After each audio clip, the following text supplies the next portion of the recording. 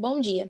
Nosso grupo ficou responsável aí por falar sobre biomas brasileiros, composto por Yasmin, Juni Gláucia, eu, Maria Amanda e Samira. Pode passar. Bom, para entender aí sobre o tema biomas brasileiros, é necessário primeiro a gente entender o conceito de bioma. Bioma, ele é um conjunto de vida vegetal e animal constituído pelo agrupamento de tipos de vegetação que são próximos e que podem ser identificados em nível regional, com condições de geologia e clima semelhantes, que historicamente sofreram os mesmos processos de formação da paisagem, resultando em uma diversidade de flora e fauna própria. Em palavras mais simples, a gente pode definir aí como regiões que compreendem grandes ecossistemas constituídos por uma comunidade biológica com características semelhantes. E quais são essas características? A gente tem aí por característica a uniformidade de um macroclima definido, determinada fitofisionomia ou formação vegetal, uma fauna e outros organismos vivos associados e em outras condições ambientais, entre outros. Essas características todas lhe conferem uma estrutura e uma funcionalidade peculiar e também uma ecologia própria. Sobre os biomas brasileiros, o Brasil possui aí os biomas destacados neste mapa ao lado, como Amazônia, Mata dos Cocais, Caatinga, Cerrado, Pantanal, Mata Atlântica, Manguezais e Pampas, que confere aí uma das maiores biodiversidades do planeta. Pode passar. Vou iniciar aí falando um pouco sobre o bioma Caatinga, que é o qual a gente está inserido. O bioma Caatinga, ele compreende aí cerca de 11% do território brasileiro, ocupando boa parte da região nordeste até uma porção do norte de Minas. Possui clima semiárido, o qual define as principais características desse bioma. Os níveis pluviométricos chegam aí a 800 milímetros ao ano. Possui dois períodos, um de chuva e um de seca.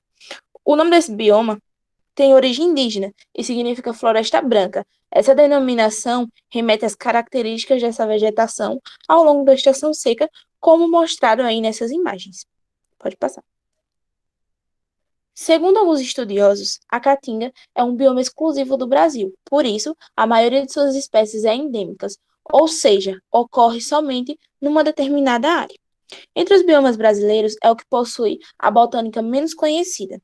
A vegetação desse bioma apresenta características específicas, como a queda das folhas durante o período de seca, que é a característica do xeromorfismo, ou seja, uma adaptação aí da planta para sobreviver nessa região durante esse período de seca. As espécies mais características da flora aí da caatinga são, pode passar, mandacaru, que é uma cactácea nativa do Brasil e serve como alimentação animal, principalmente no período de seca. Pode passar. A gente vai ter aí o umbuzeiro, que é considerado uma árvore sagrada do sertão e possui a capacidade de armazenar água em suas raízes, algo que ajuda aí na manutenção no período de seca. Suas folhas e frutos também servem para alimentação humana e animal. A gente vai ter também aí o juazeiro, que é uma planta que tem a capacidade de permanecer sempre verde, mesmo no período seco, por conta de suas raízes profundas. Pode passar. A fauna da Caatinga, ela é rica em biodiversidade. A gente tem como aí alguns de seus representantes a ararinha azul e o soldadinho araripe, que ambos estão ameaçados de extinção. Pode passar. Cerrado. O Cerrado se espalha por 15 estados brasileiros, principalmente Goiás, Mato Grosso e Mato Grosso do Sul. É o segundo maior bioma do país, ocupando mais de 20% do território. Nesse espaço encontram-se as nascentes das três maiores bacias hidrográficas da América do Sul, que é a Amazônica, São Francisco e Prata, o que resulta em um elevado potencial aquífero e favorece a sua biodiversidade. É um bioma com características próprias, como clima, vegetação e espécies de animais. A savana é, pode passar. A savana é caracterizada por uma vegetação mais rasteira, formada por gramíneas com presença espalhada de arbustos. E por isso o cerrado é considerado como a savana brasileira. Uma característica marcante são as raízes das árvores, que são bem profundas. Alguns autores Até chamam de floresta invertida, já que, pela necessidade de buscar água em camadas mais profundas, principalmente na época de seca, elas possuem raízes enormes. Dependendo da sua localização, a vegetação pode variar, sendo mais rasteira, que são localizadas onde o solo é muito pobre e ácido, até densas florestas de galeria. Pode passar.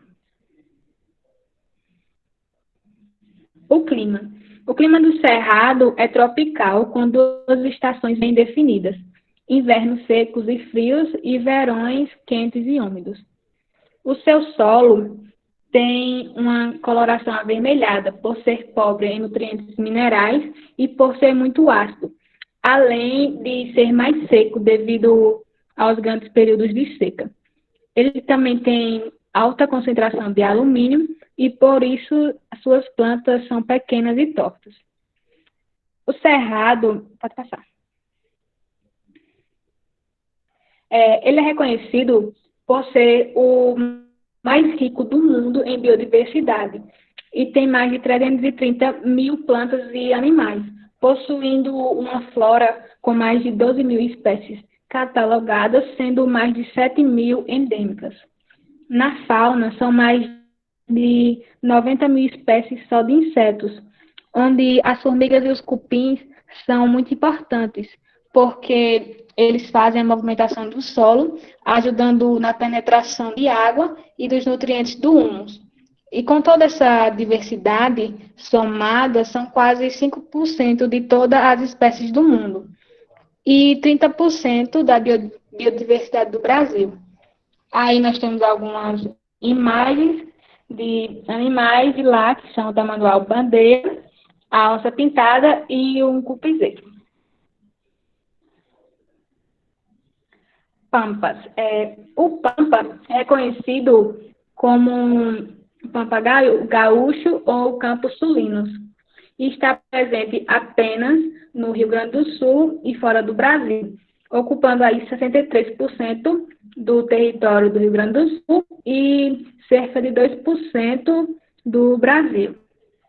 Pode passar.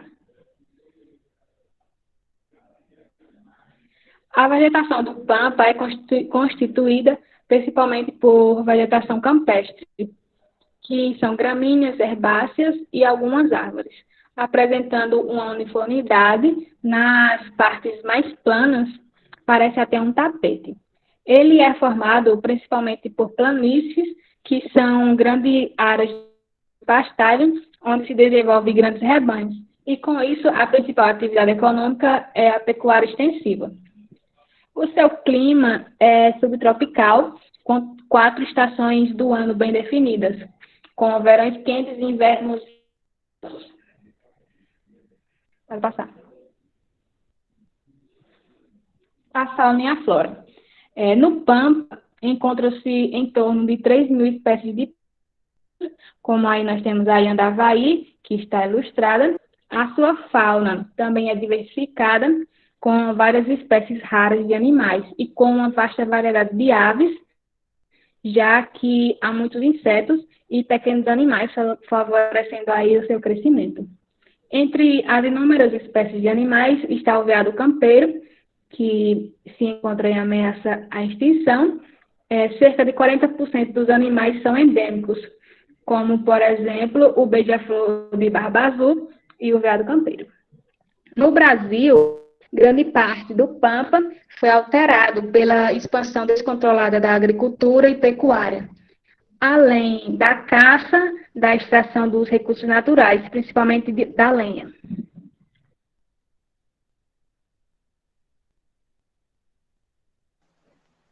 Bom, o bioma Amazônia ele é conhecido como o maior bioma brasileiro, pois ocupa cerca de 49% de área total no Brasil e abrange 9 estados da região norte brasileira. Também possui a maior reserva de diversidade biológica do mundo, pois é estimado que a região abriga pelo menos a metade de todas as espécies vivas do planeta, entre flora e fauna, e possui a maior floresta tropical do mundo, que é a floresta amazônica, que inclusive se estende por alguns outros países da América do Sul. mas a sua maior parte se concentra aqui no Brasil. Devido a isso, é importante ressaltar que esse bioma não é exclusivo do Brasil. Ela se destaca pelas árvores de grande porte e autossustentável, pois se mantém com seus próprios nutrientes num ciclo permanente. Vou passar. A vegetação do bioma Amazônia ela é dividida em 3 tipos. Uma delas é mata de terra firme, que é caracterizada pela presença de árvores de grande porte, áreas de altas altitudes, portanto não há inundações nessas regiões. Já a mata de várzea é caracterizada por árvores mais baixas, a altitude é intermediária e é inundada em alguns períodos do ano. Temos também a mata de igapó, que é uma área de baixa altitude, ou seja, é inundada durante quase todo o ano, e é caracterizada pela presença de arbustos e musgos, a exemplo da Vitória Régia, que é uma vegetação típica da Amazônia. O clima desse bioma, ele é considerado equatorial, que é quente e úmido, e a temperatura sofre pouca variação no decorrer do ano. Já o solo é arenoso e considerado pobre de nutrientes, é coberto apenas por uma fina camada de nutrientes que provém do humus, formado pela decomposição da matéria orgânica das folhas, flores, animais e frutos. Esse humus é o responsável pelo desenvolvimento das espécies e formação dos vegetais da floresta. Somente 14% do território é fértil e propício às atividades agrícolas. Vou passar. A fauna e a flora, primeiro vou falar da fauna, que é representada principalmente pela onça-pintada, arara azul, tatus e cobras como a jararaca, e a flora apresenta cerca de 30 mil espécies, algumas delas possuem alto poder medicinal e potencial econômico. Já a hidrografia possui a maior bacia hidrográfica do mundo, que é a bacia amazônica, que abrange 20% de água doce do planeta, e o principal rio dessa bacia é o rio Amazonas, que é o maior em extensão e volume de águas. Pode passar. O próximo bioma é o Mata Atlântica, que é o terceiro maior do Brasil. Ele ocupa cerca de 13% do território brasileiro e estende-se por quase todo o litoral do Brasil. Ele vai do Rio Grande do Norte até o Rio Grande do Sul, além de outros estados que não fazem parte do litoral, e no total são 17 estados. Esse bioma é um dos mais ameaçados dentre os biomas brasileiros. Ele passou e passa por um grande processo de desmatamento e é estimado que hoje restam apenas 7% de vegetação nativa.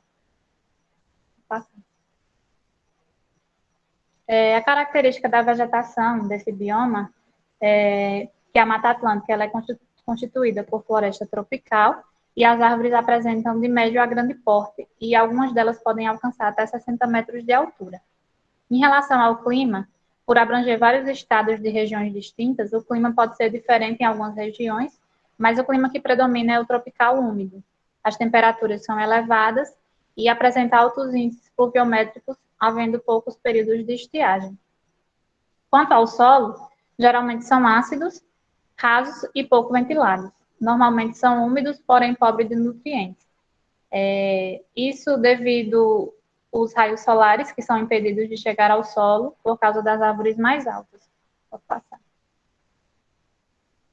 A fauna e a flora da Mata Atlântica, em relação à fauna, ela é bem diversificada. Possui algumas espécies de aves, anfíbios, répteis, peixes e mamíferos, e é representada por espécies como tucanos, onças pintadas, bicho preguiça, dentre outros, além do mico-leão dourado, que é um dos animais ameaçados de extinção. Já a flora conta com cerca de 20 mil espécies de vegetais e é representada por espécies como flor do campo e bromélias.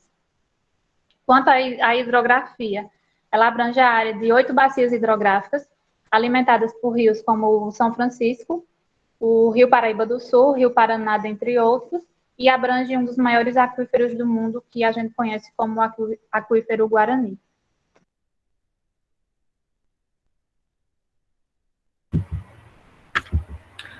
Bem, agora sobre o bioma Pantanal.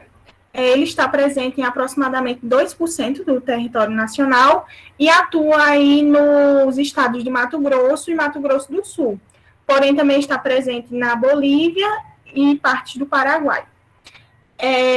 Apesar de parecer um território pequeno, ele é considerado a maior planície alagável do planeta Terra. É até chamado de Reino das Águas.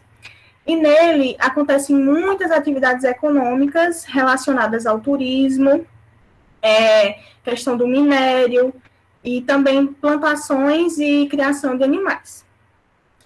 Sobre a preservação desse bioma, até 2018, ele era o bioma mais preservado do país.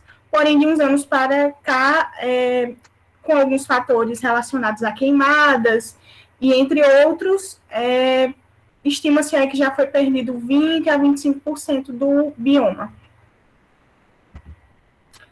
Bem, o clima do Pantanal, ele geralmente é quente e úmido. E sua vegetação é bastante diversificada, por conta do solo e das áreas alagadas, né, que é uma área alagada.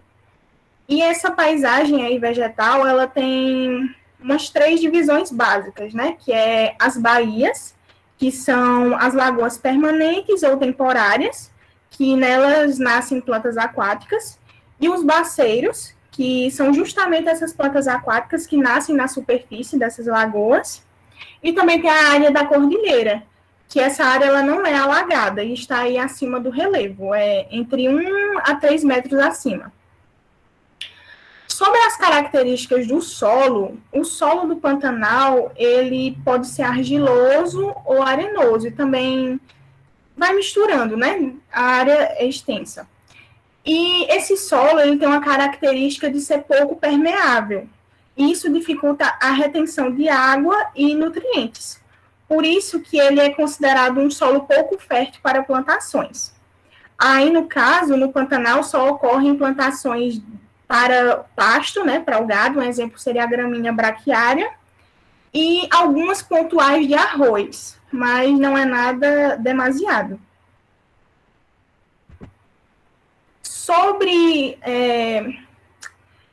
Continuando, né, com o Pantanal, ele é considerado um complexo de ecossistemas.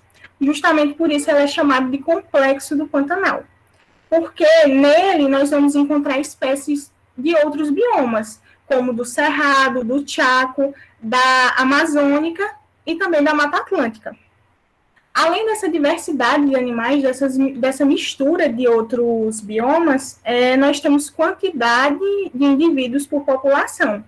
Um exemplo seria aí o jacaré, que sua população média aí é de 3 milhões de indivíduos.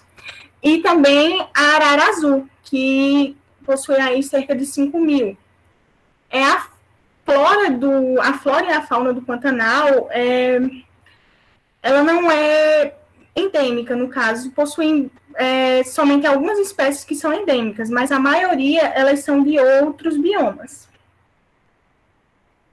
Aí são alguns exemplos que vivem no Pantanal, que seria aí na letra A, a ariranha, na letra B, a capivara, letra C, a sucuri, e na letra D, aí nós temos o peixe-bagre. E a título de curiosidade, a ave símbolo do Pantanal é a tuiuiu. Agora, entrando na Mata dos Cocais, a Mata dos Cocais ela é um bioma de transição, ou seja, ela está aí entre a floresta amazônica e a caatinga, mas também pega partes aí do Cerrado, como é mostrado no mapa. E ela está presente aí nos estados do Maranhão, Piauí, Norte de Tocantins e também no Ceará. Ela é chamada aí de meio norte, justamente por estar entre essas zonas no norte e no nordeste do país, né, entre esses dois. E o seu clima, ele pode ter 3 variações, justamente por conta dessa área de transição, que seria aí o equatorial úmido, que ele é um clima quente e chuvoso, e está aí mais para o lado da floresta amazônica.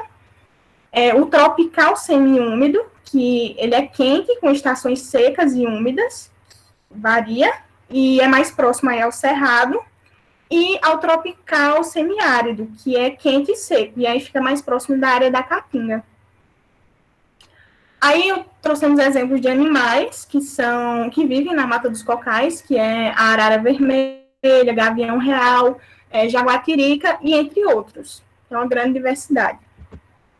E aí, como plantas de destaque, né, Mata dos Cocais, se dá esse nome por conta dos cocos do babaçu, e eu trouxe aí o babaçu, a carnaúba e a buriti, que são árvores que têm bastante quantidade na Mata dos Cocais. Elas servem, além da extração vegetal, de abrigo e alimento para os animais que vivem lá. Aí um exemplo de extrativismo que acontece lá é que o coco do babaçu, que ele é fonte de renda para a população local. E com ele pode fazer diversas coisas, entre artesanatos e até vasos. Aí nós temos a imagem do coco, do babaçu, e óleo, vegetais e o artesanato. É importante frisar que a mata dos cocais é a mata mais explorada do país.